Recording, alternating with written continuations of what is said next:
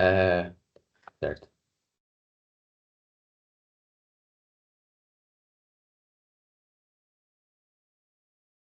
Então, vamos lá. É, hoje nós vamos falar um pouco sobre Morangos Mofados. É um livro da leitura obrigatória da Unicamp desse ano e dos próximos. E ela foi escrita pelo Caio Fernando Abreu. É um livro muito interessante, com várias críticas válidas, muito importantes. Diferencia-se das críticas dos outros livros da lista da Unicamp e também da FUVEST, só pela comparação. E eu vou falar um pouco sobre.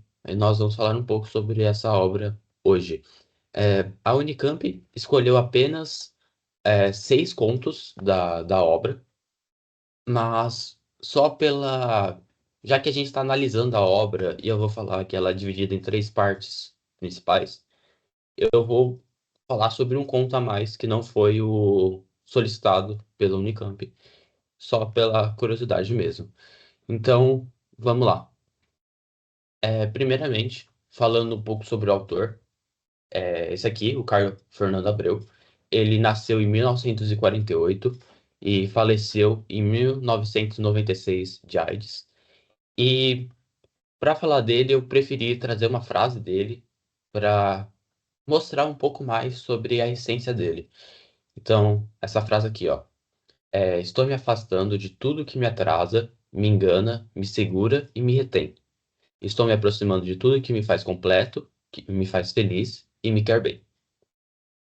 Com essa frase, a gente pode inferir algumas coisas, deduzir algo por essa frase.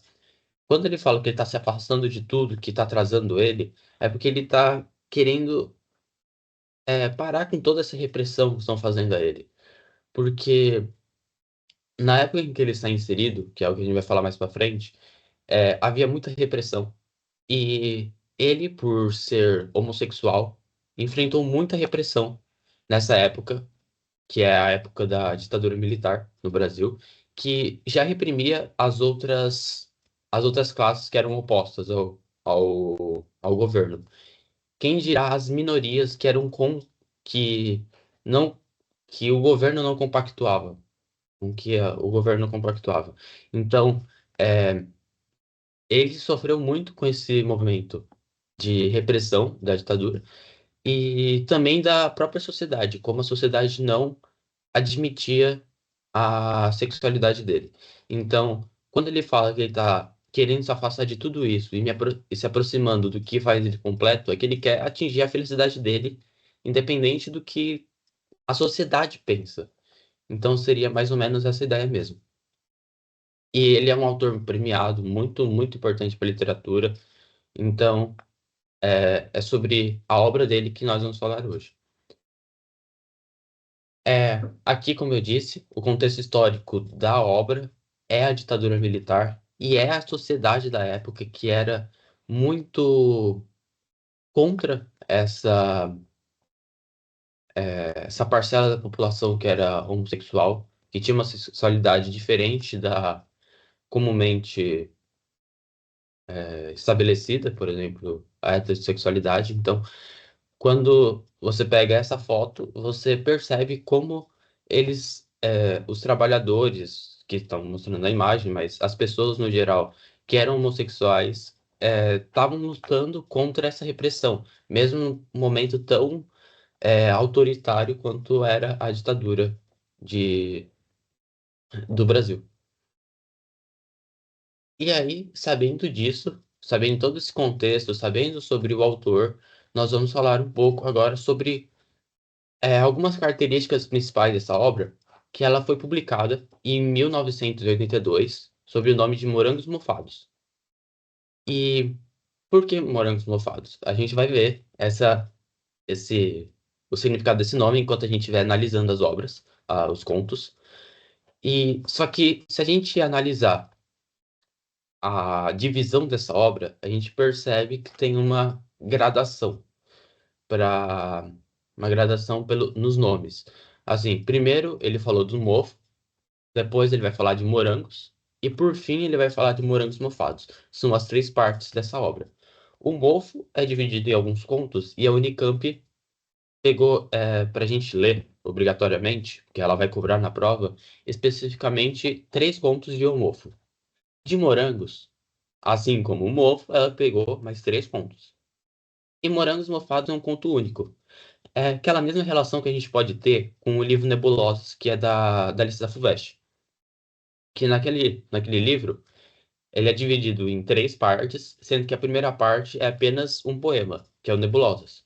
De mesma forma, aqui no Morangos Mofados, o último conto, que é a última parte, é formada apenas por um conto, que é de que é homônimo ao nome do livro. É homônimo à obra, que é Morangos Mofados. Então, era isso que eu queria falar dessa divisão. E, além disso, ele também essa obra pode ser categorizada como literatura contemporânea.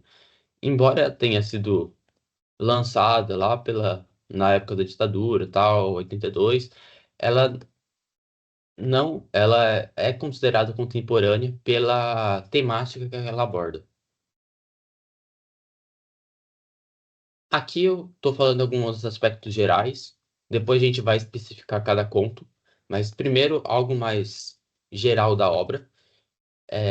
Tem uma linguagem muito transgressora na obra, o que remete à contracultura que acontecia na época.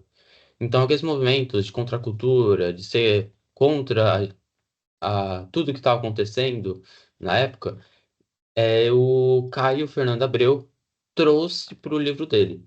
Então, alguns contos, por exemplo, o primeiro que a gente vai analisar chama Diálogo. Ele não é feito em parágrafos normais, ele é como se fosse um diálogo mesmo, só que entre duas pessoas que não são especificadas. Então, é assim, A, dois pontos e a fala. Aí embaixo, B, dois pontos e a fala, e depois volta o A, e depois o B, o A e o B. E fica nessa pelas duas páginas que compõem o conto. Então, é uma coisa meio transgressora porque normalmente era lida na época. Então, é essa parte da linguagem transgressora. Inclusive, como eu disse, nesse conto do diálogo, as personagens são apenas A e B, A e B. Elas não têm nome. Isso acontece em outro conto, e em outro conto. A maior parte dos contos desse livro, pelo menos dos que foram escolhidos pela Unicamp, se eu não me engano, apenas um, que é o último, aqueles dois, é o único conto que tem personagens com nome, que é o Raul e o Saul. Mas dos outros, são todos personagens sem nome. Qual é a simbologia de ter personagens sem nome? Tendo personagens sem nome, você pode atribuir o que está acontecendo com esses personagens para qualquer pessoa. Qualquer pessoa que está lendo esse livro pode se identificar com isso e não ser necessariamente essa pessoa que está representada, porque quando você dá um nome, você dá uma característica, você dá uma vida para esse personagem. Nesse aí, é uma característica que pode ser atribuída para qualquer um. Então, qualquer um pode sentir o que está acontecendo no livro, pode se identificar e ser esse personagem. E quando você fala de referências a artistas contra a depressão, eu trouxe dois aqui embaixo, que são os Beatles e o Caetano Veloso. É porque no livro ele vai citando vários artistas nos contos. Tem referência aos Beatles, ao Caetano Veloso, a outros. Tem um conto, inclusive, que é o dia em que Júpiter encontrou Saturno, que é o quinto que a gente vai analisar hoje, que fala, faz referência à morte do John Lennon. Quando no começo do conto ele fala que a mulher ouviu cinco tiros, e depois no final do conto, quando o outro personagem ouviu cinco tiros. Então, na verdade, e os dois estavam ouvindo música. Uma música, acho que era do John Lennon, e aí ela ouviu cinco tiros, e a outra música era da Rita Lee, e ela ouviu e o homem ouviu cinco tiros. Então seria uma referência ao assassinato do John Lennon. Tá bom, agora vamos efetivamente começar a falar sobre os seis contos que a Unicamp pediu. Só vou beber.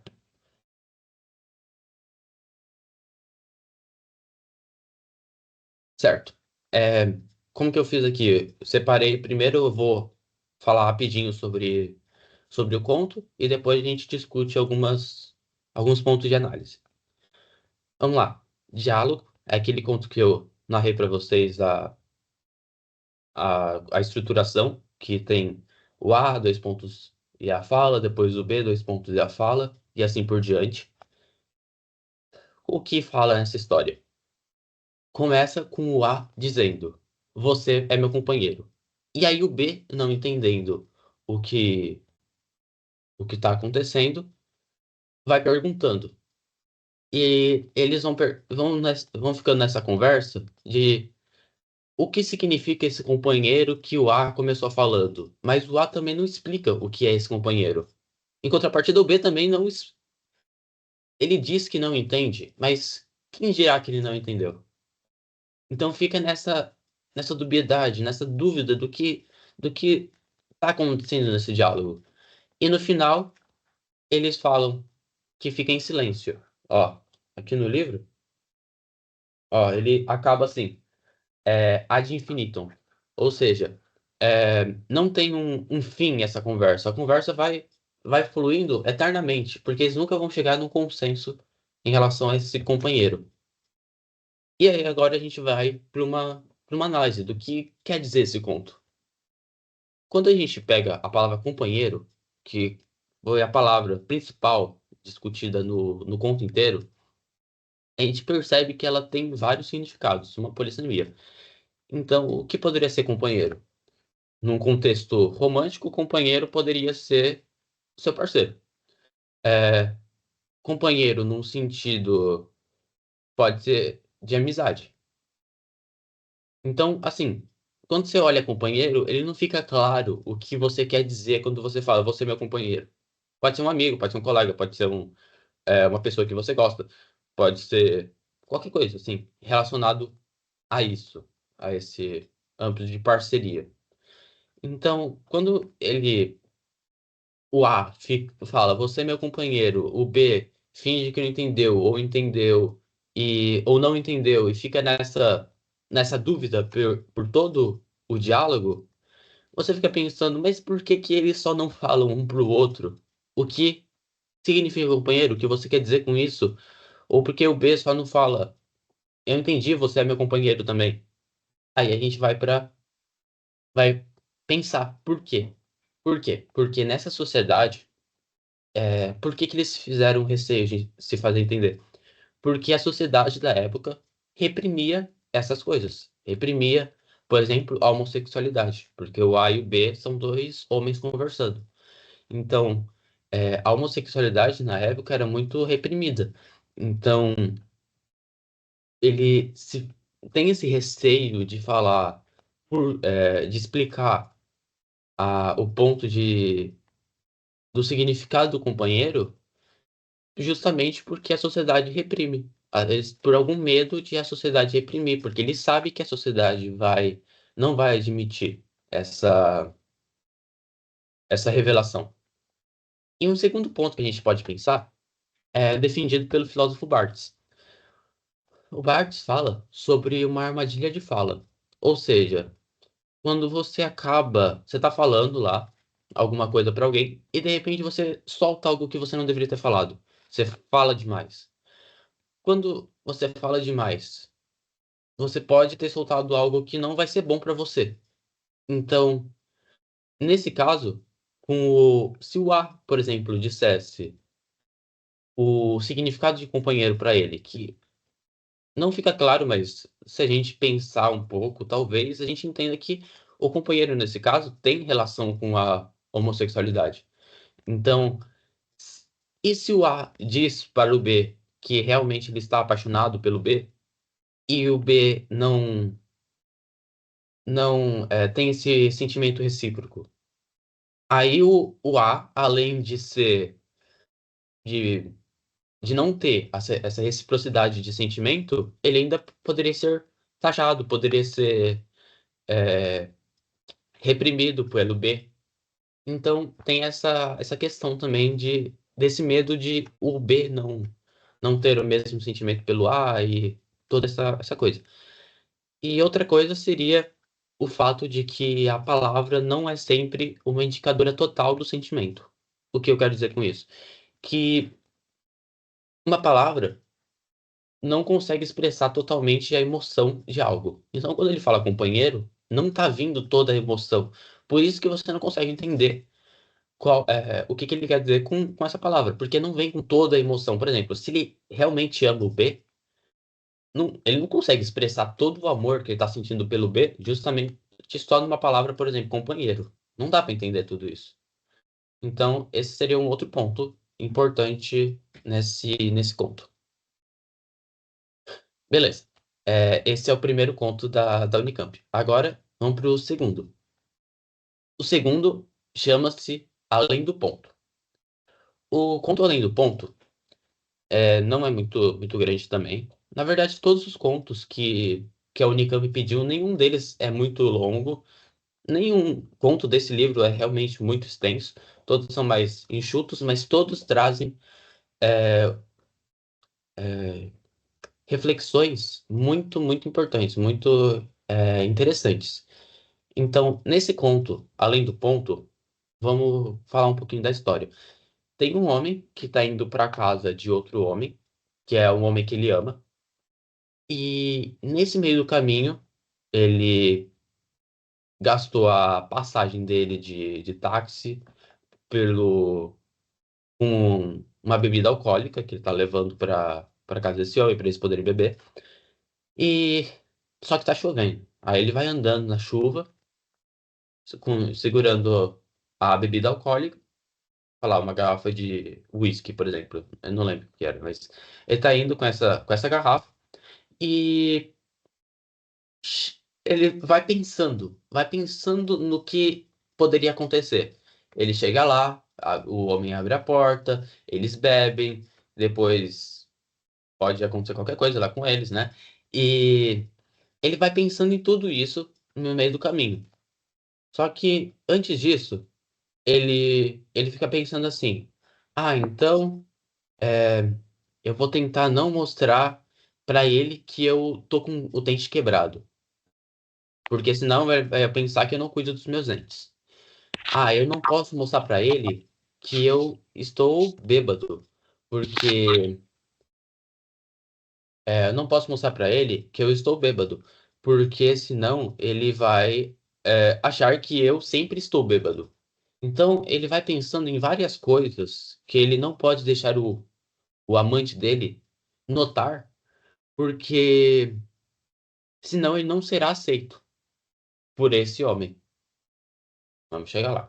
Aí a gente continua avançando na história. Ele continua andando, aí acho que passa um carro, molha ele inteiro.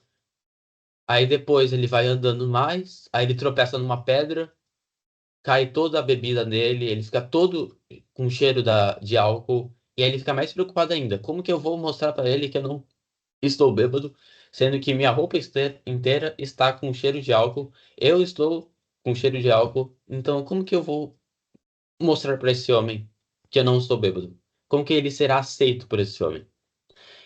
E aí ele vai avançando, e ele finalmente chega à casa desse homem.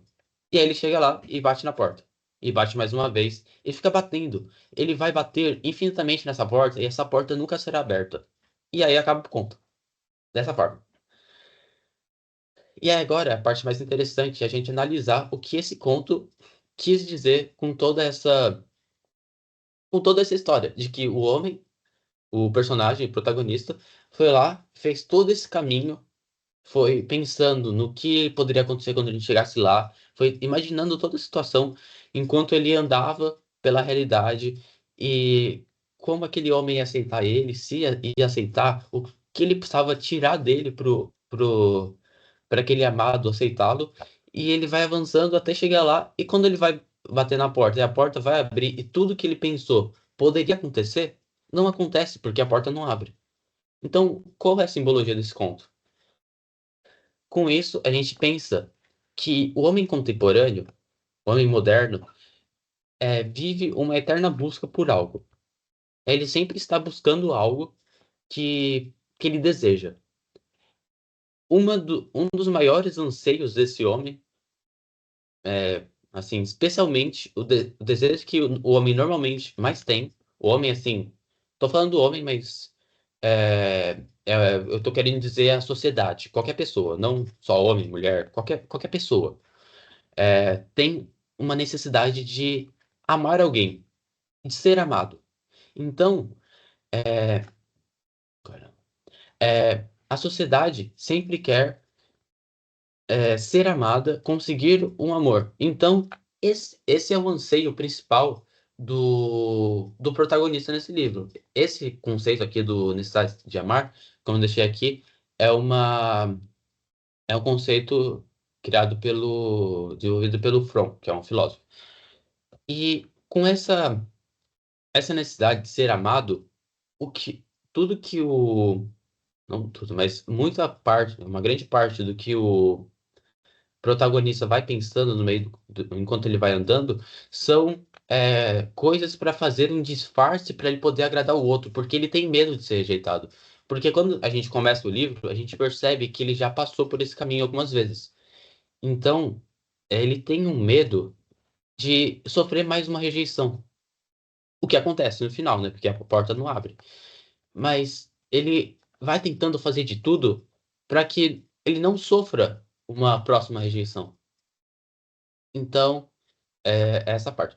Outra coisa que eu queria falar é como no livro, ele, o livro é muito, esse conto, falei livro, mas esse conto é muito psicológico.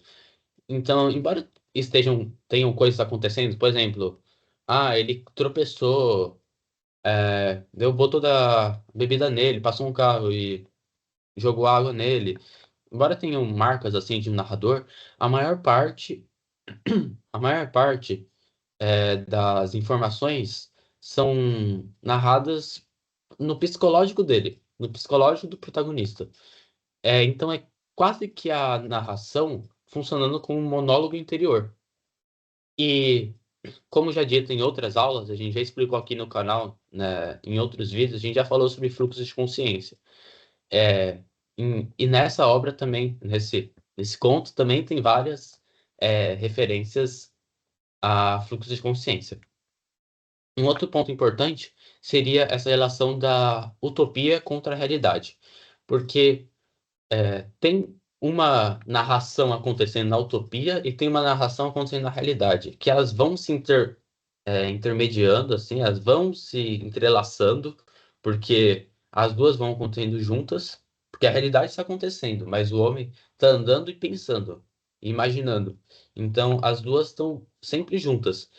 E a utopia é aquela história que ele tá pensando na cabeça dele. Eu vou chegar lá, eu vou abrir a porta, vou bater na porta, ele vai abrir, eu vou entrar, eu vou beber com ele, a gente vai jantar. E a realidade seria o que está acontecendo. Então, esse contraste nítido entre a utopia, que ele está pensando coisas muito boas que vão acontecer com ele, contra a realidade que não está acontecendo coisas tão boas assim. E aí, quando a gente chega no final, a gente percebe que esse personagem está fadado a continuar buscando. E aí a gente volta para o primeiro conceito que eu apresentei para vocês agora, que é a eterna busca do homem contemporâneo. O homem contemporâneo está buscando algo. Ele sempre está buscando algo. O que ele busca principalmente? Um amor, ser amado, não ser rejeitado. O que acontece no final? Ele não consegue. Ele está fadado a continuar. Por quê? Quando ele bate na porta, a porta é uma metáfora para um limite que está separando ele, humano, e o objeto do desejo, que é o amor, esse ser amado, não ser rejeitado. Então, quando ele faz todo esse caminho de sair da casa dele, comprar alguma coisa, e pensando em tudo que ele pode fazer para não ser rejeitado, anda até a casa dele, a casa do amado, bate na porta e a porta não abre, e depois ele refaz todo esse ciclo. A gente pode relacionar isso com o Sísifo, que é um mito grego que, de um homem que está fadado a rolar uma pedra para cima, para o alto de uma montanha, só que por ser uma rampa, quando ele chega lá em cima, a pedra circular roda para baixo e aí ele tem no dia seguinte que fazer o mesmo percurso com a pedra. Então, com essa, com essa metáfora, a gente percebe é, que esse objeto de desejo é apenas uma necessidade do ser humano para poder se livrar da dor que ele tem pela própria existência. Então, para ele se livrar da dor que ele tenta criar uma ilusão, que seria essa eterna busca. Ele vai seguindo essa eterna busca por um amor, por ser amado, não ser rejeitado, justamente para ele se livrar de uma dor que seria a existência dele. Então, isso tudo funciona como uma forma de escapismo. Então, espero que vocês tenham entendido essa parte do além do ponto. Era essa análise que eu queria falar para vocês. É, Agora a gente vai para o terceiro conto e o último conto da parte homofo. O último conto, no caso, requisitado pela Unicamp, da parte homofo.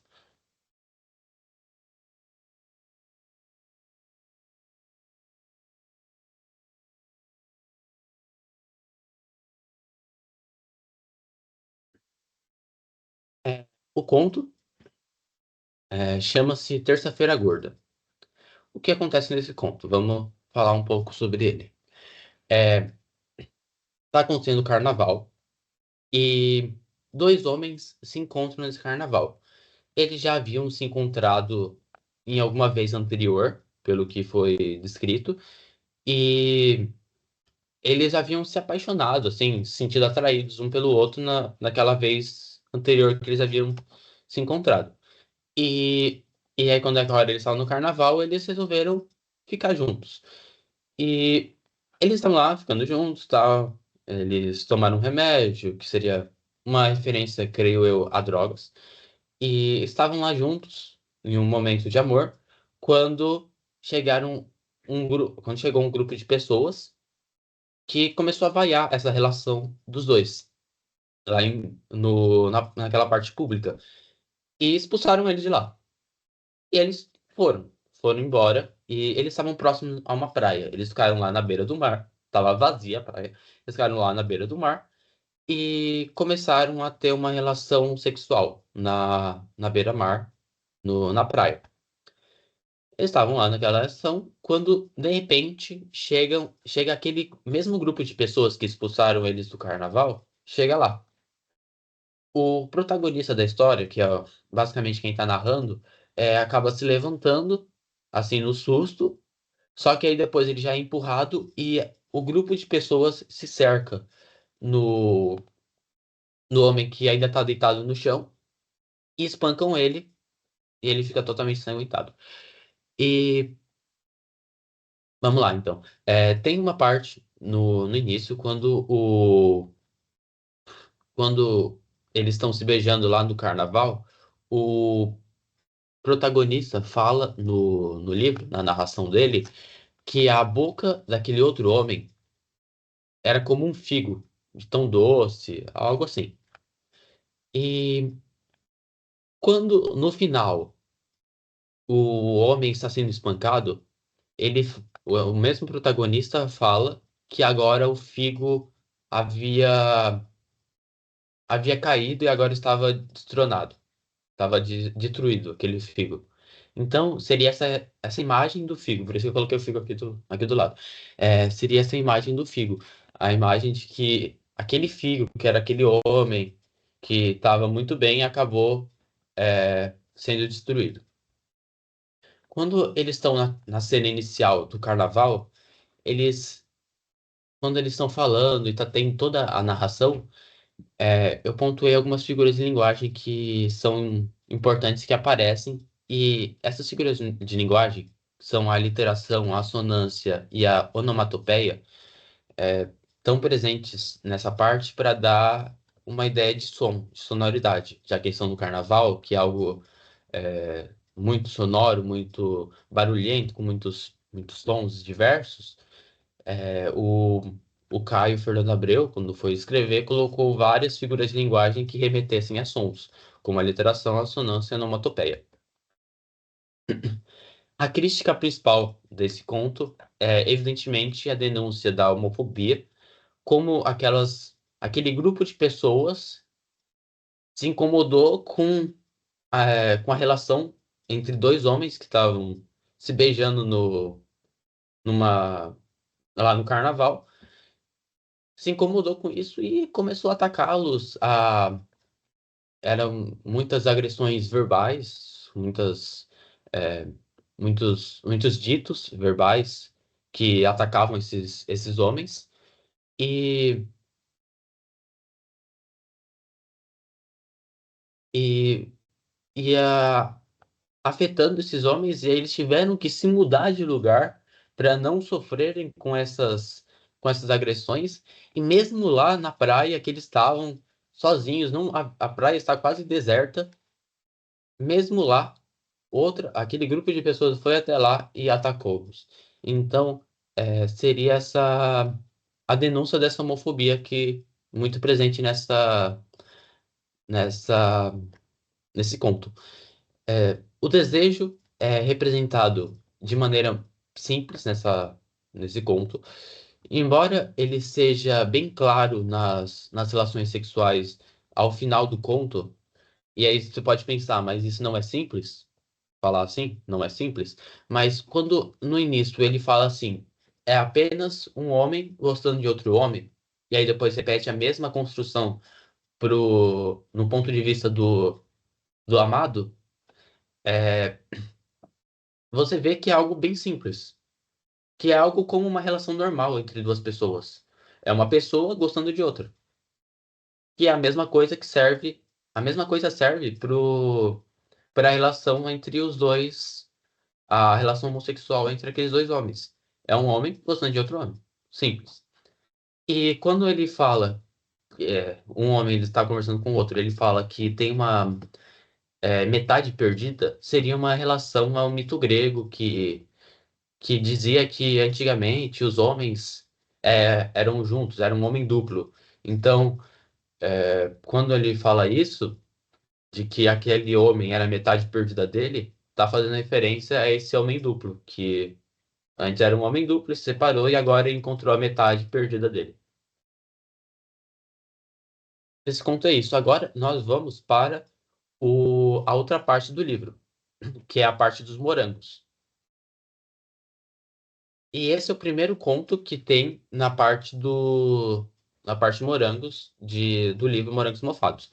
O conto chama-se Pera, Uva ou Maçã.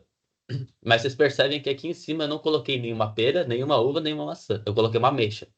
Porque no conto a ameixa vai ter uma simbologia ainda maior do que o do título. Ainda maior do que pera, uva, maçã.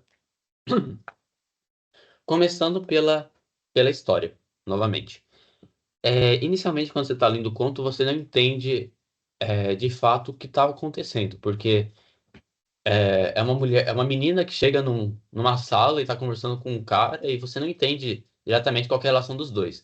Mas ao decorrer do conto, você entende que aquela menina é uma paciente de um psicanalista, que é o homem com quem ela está conversando. E ela está lá conversando com aquele homem e ela resolve contar para ele tudo o que aconteceu com ela desde o momento que ela acordou e foi até a consulta com aquele homem. E ela vai contando que ela estava lá, saiu de casa, pegou o dinheiro da passagem, só que ela passou na frente de uma feirinha lá e viu umas ameixas muito bonitas.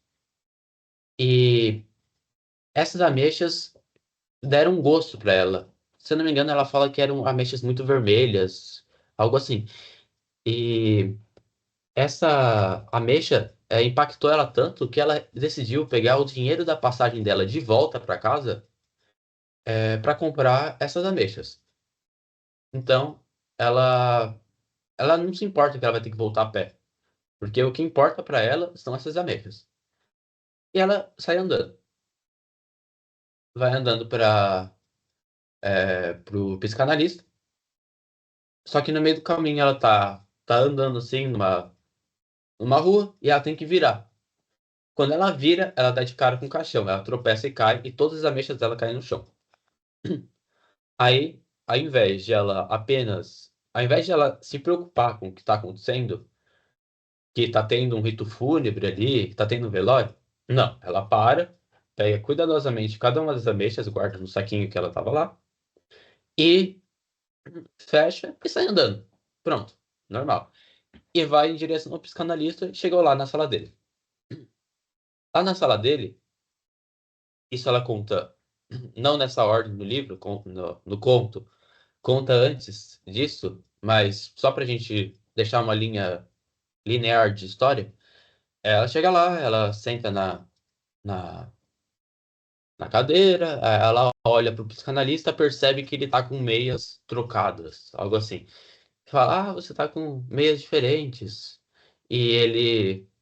Aí ele fica notando isso durante a consulta, ele fica notando, minha meia tá diferente. É, E ela contando as coisas da vida dela, e ele preocupado com a meia, aí ele fica olhando o relógio lá da sala, quanto tempo falta para acabar essa consulta? Faltam 5 minutos, faltam 15 minutos. E depois ela abre a bolsa dela, tira algo da bolsa e fica passando assim nos seios dela, durante a consulta. Até que no final, ela se levanta subitamente para ir embora antes do tempo da consulta e deixa algo em cima da mesa dele, que é justamente a ameixa que ela trouxe. E vai embora. Só que quando ela vai embora, ela ainda fala assim: Feliz Ano Novo, só que eles ainda estão em setembro. Então, fica meio estranho, né? Que ela fala Feliz Ano Novo, eles não estão em dezembro para falar Feliz Ano Novo. É, Tem um outro detalhe que eu não narrei da história, que é justamente o título, Pera Uva Maçã, é, que quando ela tá. Depois que ela conta toda a história que aconteceu com ela, que ela comprou as ameixas, tropeçou no caixão, ela tá lá divagando sobre a vida dela, e ela lembra de uma brincadeira que ela brincava quando ela era criança, que chamava-se Pera Uva Maçã. Talvez vocês aí lembrem dessa brincadeira da infância. Que a pera, na brincadeira, remetia a um aperto de mão. A uva remetia a um beijo na bochecha, eu acho. Não, acho que era um abraço. A uva era um abraço e a maçã era um beijo na boca. E era uma brincadeira que você ficava vendado, aí você tinha que indicar alguém assim, com o dedo vendado, e e a pessoa que você acabava apontando, você tinha que fazer o que você havia escolhido, pera, uva, maçã. Era uma brincadeira simples assim.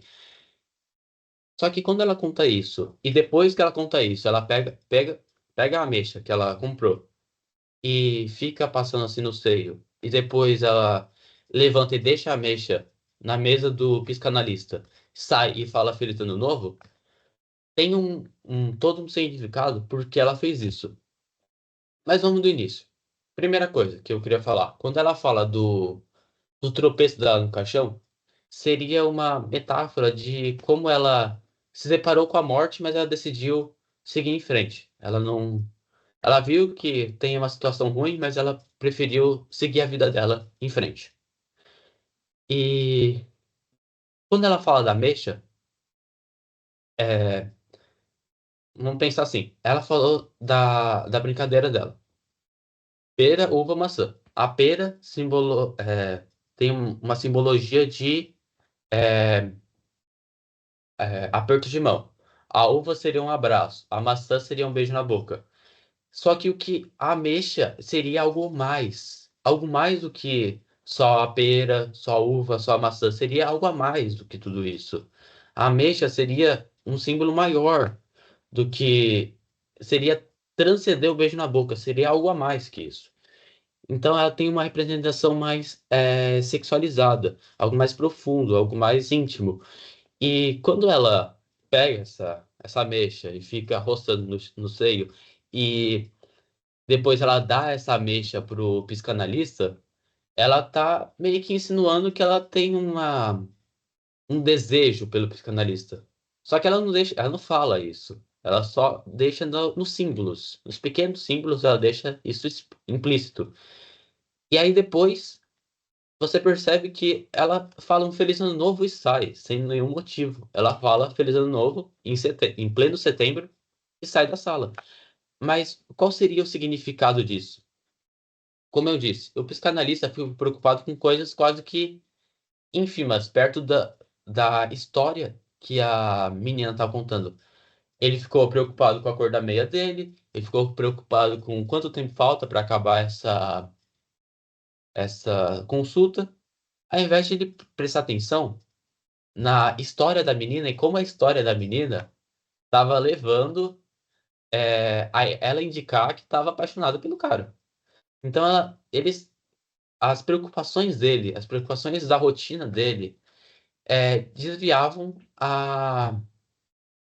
desviavam a atenção dele do que realmente era importante. O que realmente era importante era prestar atenção no que a menina estava falando, já que ele é o psicanalista, ele tem que prestar atenção no que a paciente dele fala. Mas não, ele estava preocupado mais com coisas quase que inúteis, que é a cor da meia, o horário. Então, seria essa mensagem de que às vezes nós humanos, acabamos nos preocupando com coisas da rotina ao invés de a gente dar atenção para o que realmente é importante. Certo. Agora, não, quinto conto, que é o dia que Júpiter encontrou Saturno. E aí esse conto tem um subtítulo, Nova História Colorida. É, o conto é basicamente assim, tem uma menina que vai para uma festa. Nessa festa, ela encontra um menino, e eles começam a conversar, eles se interessam um pelo outro, ficam lá conversando. E nesse exato dia, Júpiter encontrou Saturno no céu, que é um evento que acontece a cada 20 anos, segundo o livro. Eles vão conversando, eles conversam um pouco sobre um assunto, aí aparece embaixo, silêncio. Aí eles conversam um pouco, silêncio. Silêncio, conversa, silêncio.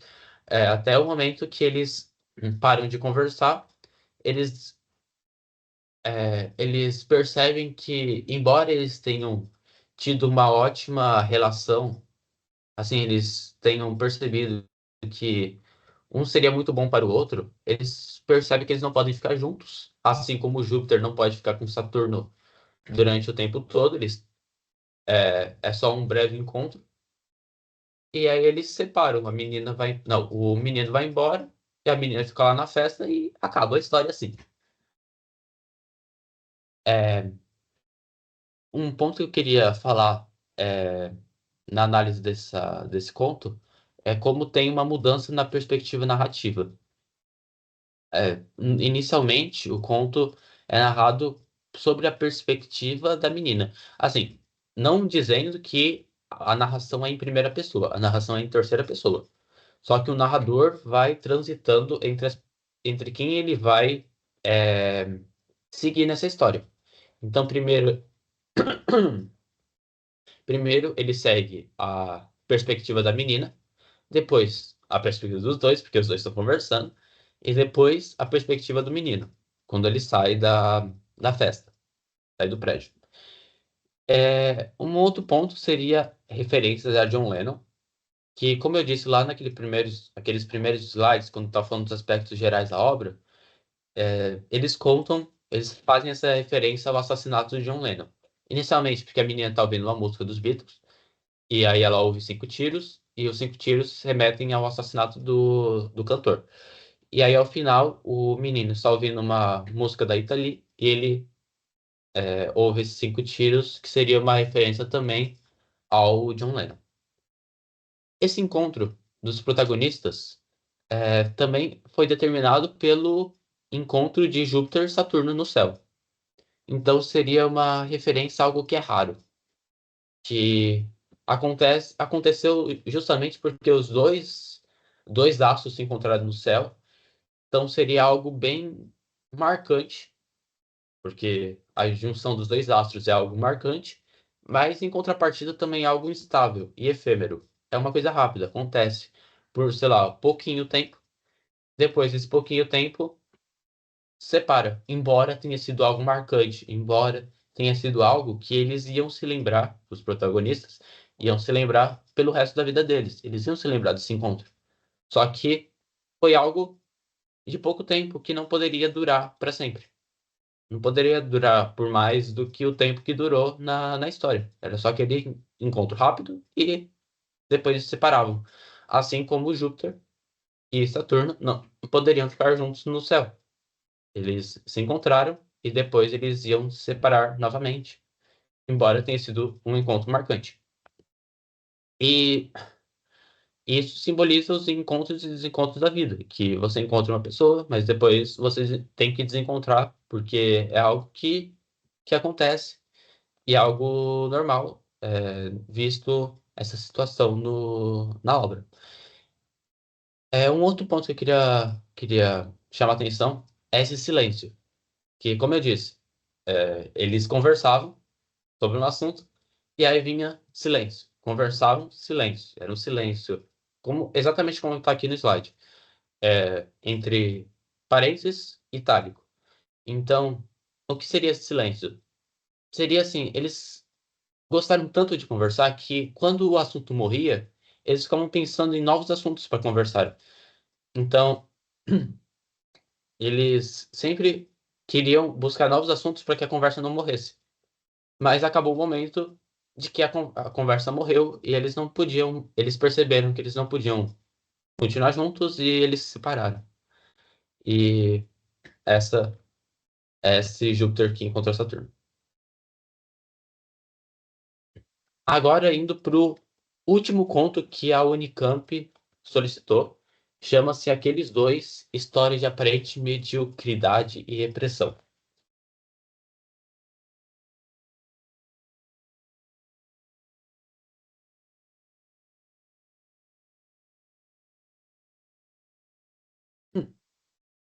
É, com essa história, é uma história entre as todas que a gente leu no livro, é a primeira que aparecem nomes para personagens, que é o Raul e o Saul.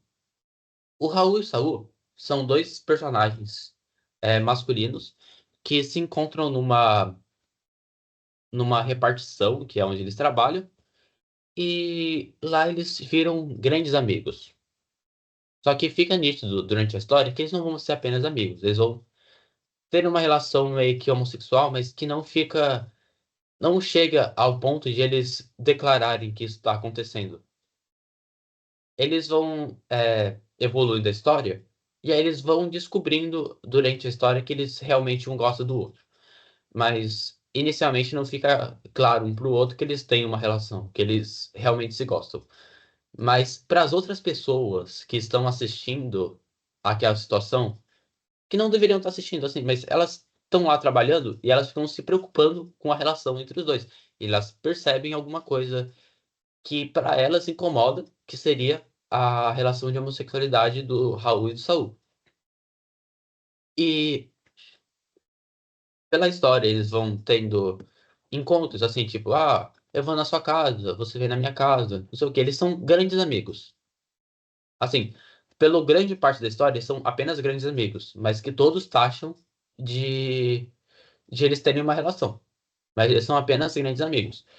Então, um vai na casa do outro, aí um dá um presente pro outro, aí o outro tá muito sozinho, e aí ele dá o papagaio pro outro, aí o outro não tem nada no quarto, aí o outro dá o quadro dele para ele colocar no quarto.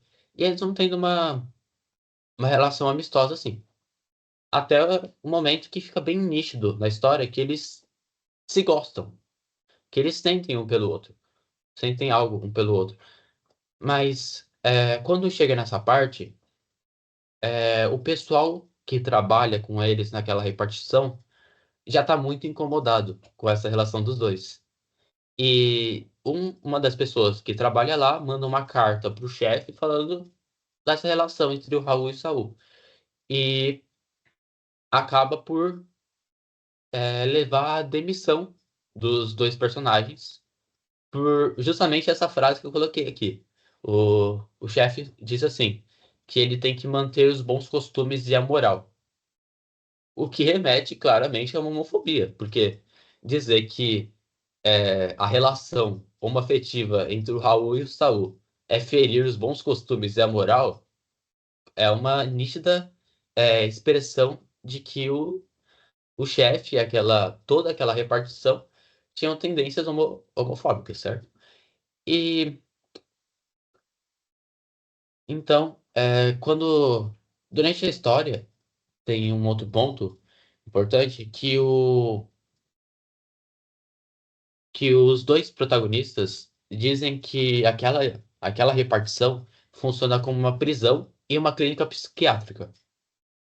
Quando ele fala de uma prisão, seria uma analogia a que todas as pessoas que estão lá estão presas às regras. Mas não só isso, porque aquelas mesmas pessoas que estão presas às regras que a sociedade impôs a essas pessoas, elas também funcionam como fiscais daquelas regras, já que no final, aquelas mesmas pessoas que eram presas às regras denunciaram uma possível, um possível rompimento dos bons costumes e da moral. Então, essas pessoas funcionam como presas dessas regras, mas também como fiscais dessas próprias regras. E a clínica psiquiátrica seria uma relação de que as pessoas loucas talvez não sejam as pessoas da forma que a gente pensa, os loucos. Talvez os loucos sejam, na verdade, aquelas pessoas que se importam mais com a vida alheia do que com a própria vida. É essa reflexão que o conto deixa para a gente pensar. Se os loucos são as pessoas do jeito que a gente tem pelo senso comum, ou se são as pessoas que se importam mais com o outro do que com si próprio. Quando a gente pensa na homofobia presente no conto, a gente pode analisar o próprio título. Quando a gente vê aqueles dois, seria uma boa forma de pessoas se relacionarem a, a um casal de homens. Só que essas pessoas que estão se referindo a esse casal de homens seriam pessoas homofóbicas, porque eles falam, por exemplo, aqueles dois ali que estão tendo uma relação. Então, seria essa forma de tratar um casal homossexual de uma maneira bem pejorativa, falar, aqueles dois ali. E quando a gente analisa o resto do título, porque tem o subtítulo, História de aparente mediocridade e repressão. A mediocridade seriam os funcionários. Os funcionários que se importam mais com aquelas regras impostas pela sociedade, importam mais em fiscalizar essas regras, do que deixar que aquelas duas pessoas que estão felizes continuem sendo felizes. E a repressão seria o ponto de que o Raul e o Saul foram punidos por essa mediocridade dos funcionários. Por conta dessa mediocridade, o Raul e o Saul foram punidos, foram demitidos, e ao final a gente pode até pensar que essa punição foi ruim para a própria repartição, porque no final eles deixam uma frase assim, ó, vou pegar aqui no livro para pegar certinho o que eles falam. Ó, eles falam assim, é, quase todos ali dentro tinham a nítida sensação de que seriam infelizes para sempre, e foram. Então, acabou que a gente percebe que o pessoal da repartição também não conseguiu ser feliz depois daquilo. O Raul e o Saul foram demitidos, perdendo a felicidade deles, que era o trabalho que os dois estavam juntos o tempo todo. E o pessoal da repartição também não foi feliz. Então, pela mediocridade desses funcionários de deixarem duas pessoas serem felizes, eles também perderam a felicidade ao final. É, é esse conto que eu queria falar. E agora a gente terminou os contos que a Unicamp solicitou para nós. É, mas eu queria falar de mais um conto. Como eu disse, o livro é dividido em três partes: o mofo, morangos e morangos mofados. Então eu queria fazer a análise do último conto, que é o que dá nome ao livro, que é Morangos Mofados. O livro, o conto Morangos Mofados, é dividido em alguns trechos, assim, algumas, tem umas divisões, assim, no conto, que cada divisão tem um título que faz referência a, a pontos de uma peça musical. Ó, eu vou pegar aqui para falar os, os nomes das divisões. Ó, por exemplo, primeiro, prelúdio, allegro agitato, adagio sostenuto, andante ostinato, minueto e rondó, e são essas partes. Todas essas palavras que eu acabei de falar têm referência a andamentos na música, por exemplo, quão rápido ou quão devagar o músico precisa tocar, ou a tipos de, de músicas, assim, no caso, minueto. Então, os títulos têm referências a essa peça musical. Uma outra coisa que acontece agora falando um pouco sobre a história, assim, quando eu fui ler, eu confesso que eu fiquei um pouco confuso com a disposição dos fatos, mas é exatamente isso. A história não tem uma sequência lógica dos fatos. A exposição desses fatos é totalmente dispersa. Então, você precisaria pensar um pouco mais. Então, o que o Caio Fernando Abreu quis fazer com esse conto é deixar ele um pouco mais desafiador, a leitura dele um pouco mais desafiadora, para você refletir mais. Mas o que acontece é que tem um homem que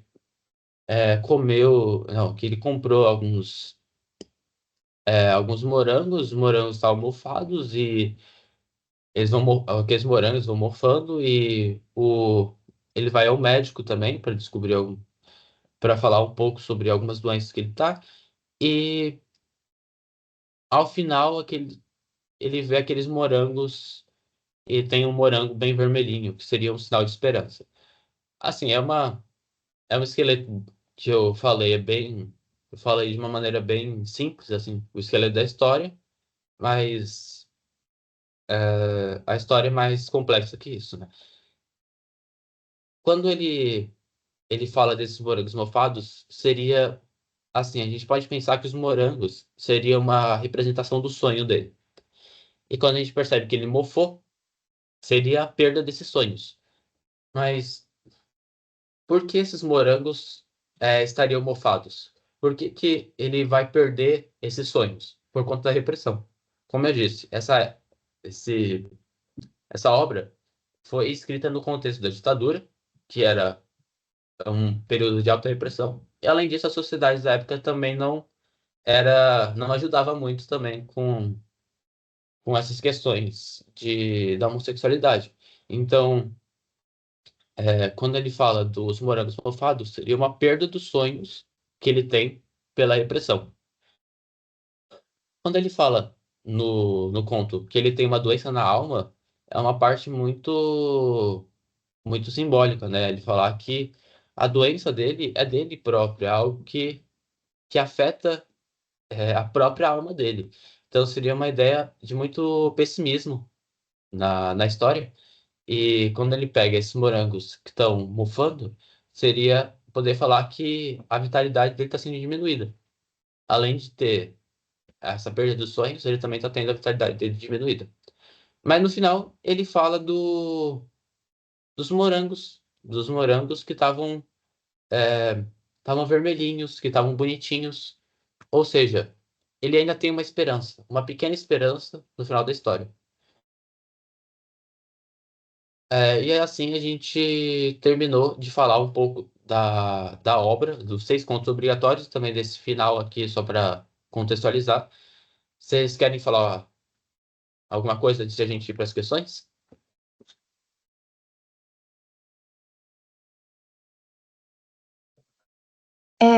Eu queria falar uma coisa, é que assim, esse livro é da Unicamp, e ele trata da homossexualidade e da homofobia durante a ditadura militar.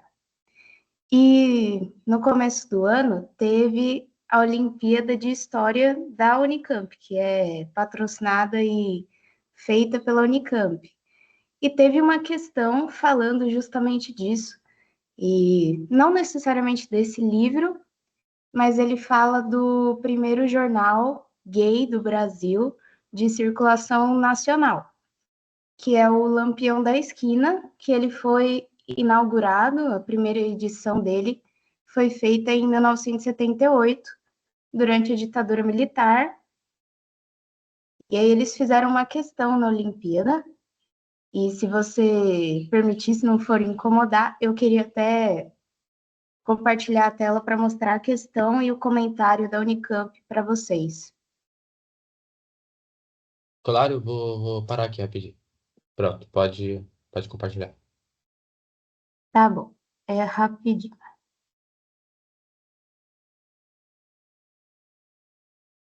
Vocês conseguem ver minha tela? Sim? Tá bom. A questão era essa aqui, e aí ela vinha com um documento falando da anistia em relação à homossexualidade, tanto no Brasil quanto internacionalmente, a possibilidade de perdoar as pessoas que fizeram, fizeram movimentos a favor da, como você tinha falado no começo da apresentação, a favor dos direitos das pessoas homossexuais. E aí ele fez essa questão e eu queria ler o comentário para vocês da Unicamp, que ele fala assim: o jornal Lampião da Esquina, publicado entre 1978 e 1981, de forma independente no Rio de Janeiro, foi um dos mais importantes veículos de comunicação abertamente pertencentes à comunidade LGBTQIA+, no Brasil. Note-se que, antes da década de 1990, utilizava-se a sigla LGBT ou LGBTS. O S significava simpatizantes, ou seja, aliados da causa. Eram os últimos anos da ditadura civil-militar e o jornal, desde seu número zero, tratava da violência policial e dos impactos do regime sobre a vida das pessoas. Além disso, falava sobre a vida social, literatura, cinema, teatro e música, principalmente no Rio de Janeiro. Seu corpo editorial era formado por grandes jornalistas e intelectuais, o que colocava em posição de destaque frente a outros jornais opositores da época.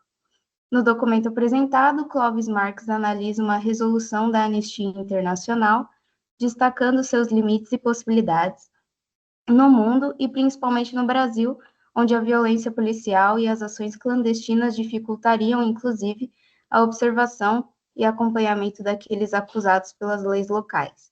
Mesmo com a perspectiva da abertura política, iniciada timidamente pelo governo Geisel, a perseguição às pessoas pertencentes à comunidade LGBTQIAPN+, e seus espaços de sociabilidade e organização permanece com maior ou menor grau até os dias atuais.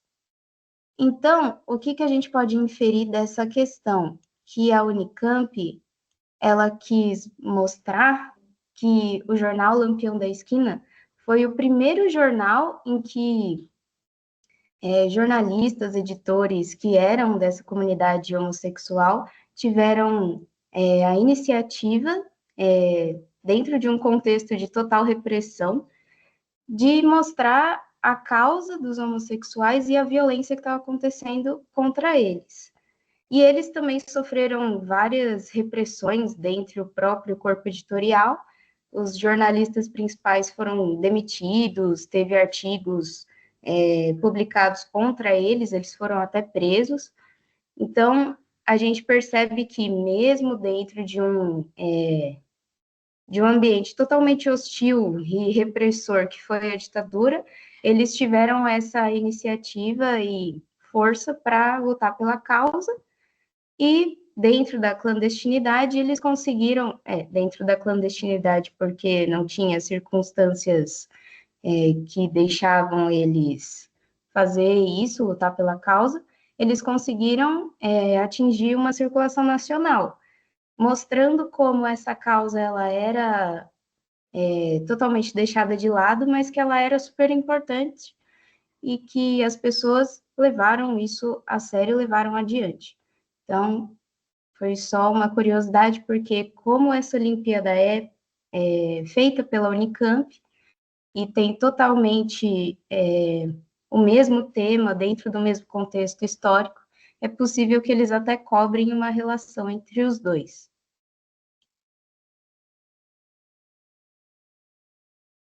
Muito bom. O Pedro, você queria falar alguma coisa? Não, eu ia só falar que ficou bem legal as suas análises. Parabéns. Ah, tá bom. Obrigado. Arthur também. Tá bom. Deixa eu voltar lá. Voltar a apresentar. Vamos lá, agora vamos para as questões. E, inclusive, a primeira questão que eu trouxe para vocês é uma questão que caiu no ano passado na, na Unicamp. É uma questão real da Unicamp. Vamos lá. Alguém quer ler?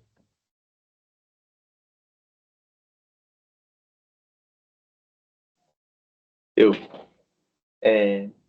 Tão geladas as. Unicamp 2025. Tão geladas as pernas e os braços e a cara que pensei em abrir a garrafa de conhaque para beber um gole. Mas não queria chegar na casa dele meu bêbado, álido fedendo. Não queria que ele pensasse que eu andava bebendo. E eu andava todo dia, um bom pretexto. E fui pensando também que ele ia pensar que eu andava sem dinheiro, chegando a pé naquela chuva toda. E eu andava, estômago dolorido de fome. E eu não queria que ele pensasse que eu andava insone. E eu andava. Poxa as olheiras. No conto Além do Ponto, observa-se que o contraste entre o eu, personagem que deseja, e o ele, personagem imaginado, A é criado por formas verbais no pretérito imperfeito do indicativo, queria, andava, e pretérito imperfeito do subjuntivo, pensasse. B é criado pelo uso de orações negativas, eu não queria, e do pretérito imperfeito do indicativo, eu andava. C é criado pela polissemia do verbo andar, usado no sentido de caminhar, deslocar-se, e no de seguir, progredir. O D é criado pelo uso de formas verbais no gerúndio, bebendo, chegando, e pela repetição de orações negativas. Eu não queria.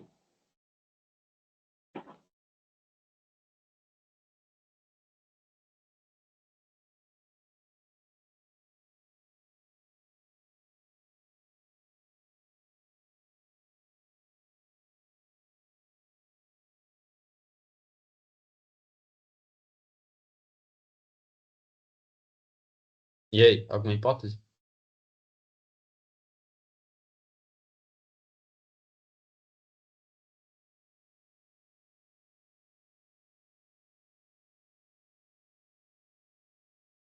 Eu acho que é a D.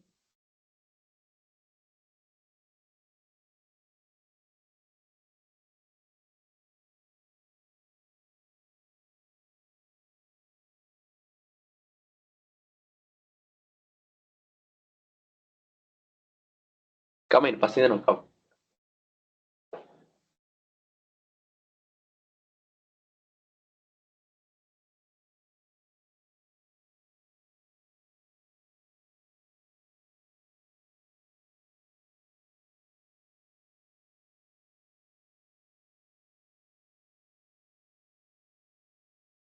Você falou o quê, Flávio? D? Eu falei D, mas eu tô entre a A e a D. Então eu tava pensando na área, vai falar A agora. Eu marcaria A, eu acho. A de avião. Arthur, faz o desempate. Eu acho que pra se empatar pra lado errado. É...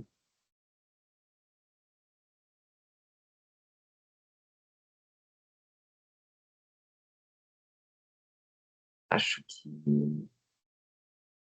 D?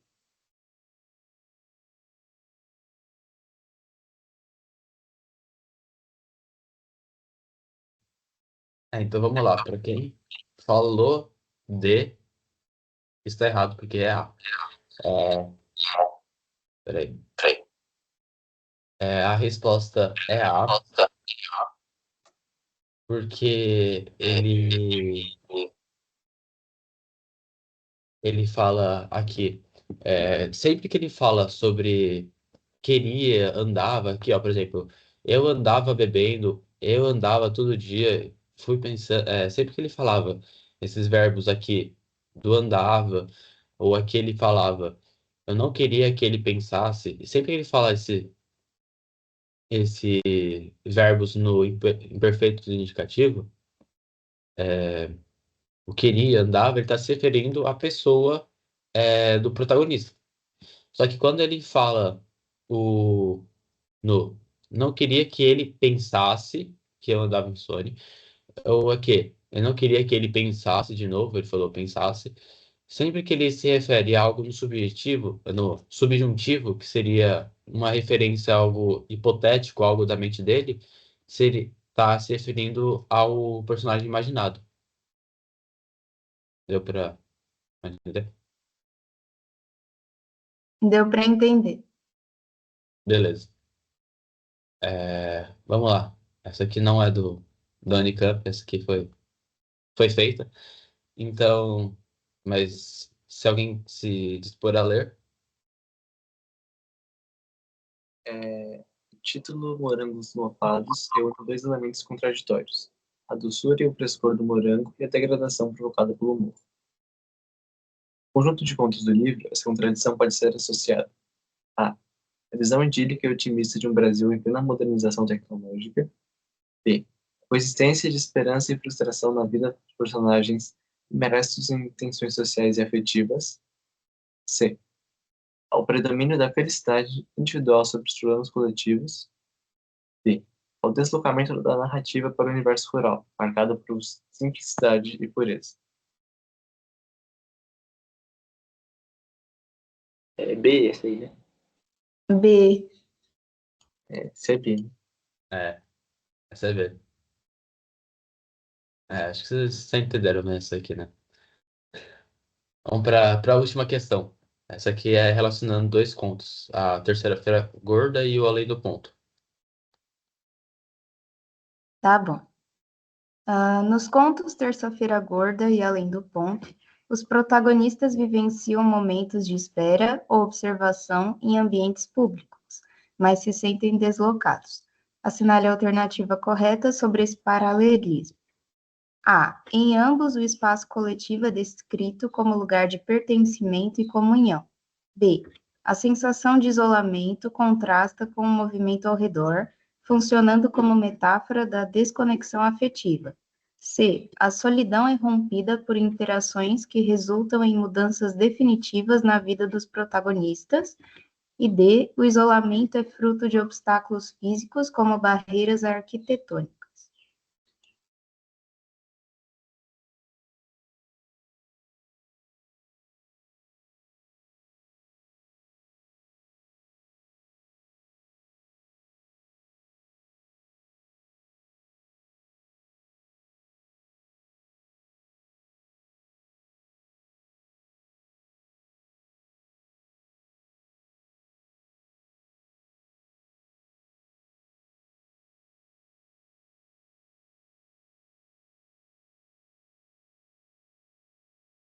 E aí?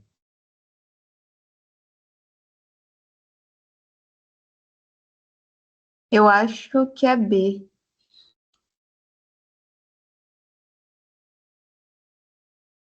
Tá bom. Quem mais?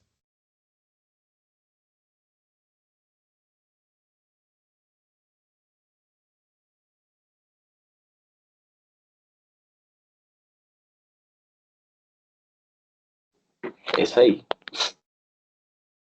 Eu acho que é B, mas por exclusão dos outros. Vamos lá, então. É a B mesmo. Por que não poderiam ser as outras? A primeira, porque não é um espaço de pertencimento, já que só vendo a Terça-feira Gorda não é porque aquele grupo de pessoas espancou o outro porque eles não aceitavam a relação.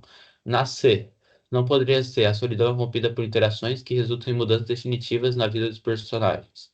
É, não, a solidão não é rompida, por exemplo, no além do ponto, ele continua fadado na busca dele. E na D não poderia ser, porque assim, embora no além do ponto o obstáculo fosse físico, assim, teoricamente, que é a porta, no Terça-feira Gorda não seria, porque não é um obstáculo físico, obstáculos são as próprias pessoas que não aceitam a, a relação daqueles dois homens. Então, só poderia saber mesmo. E é isso, muito obrigado pela, muito obrigado por terem assistido e qualquer dúvida pode deixar aqui no comentário, por favor, deem um like, se inscrevam no canal e é isso aí, até o próximo vídeo.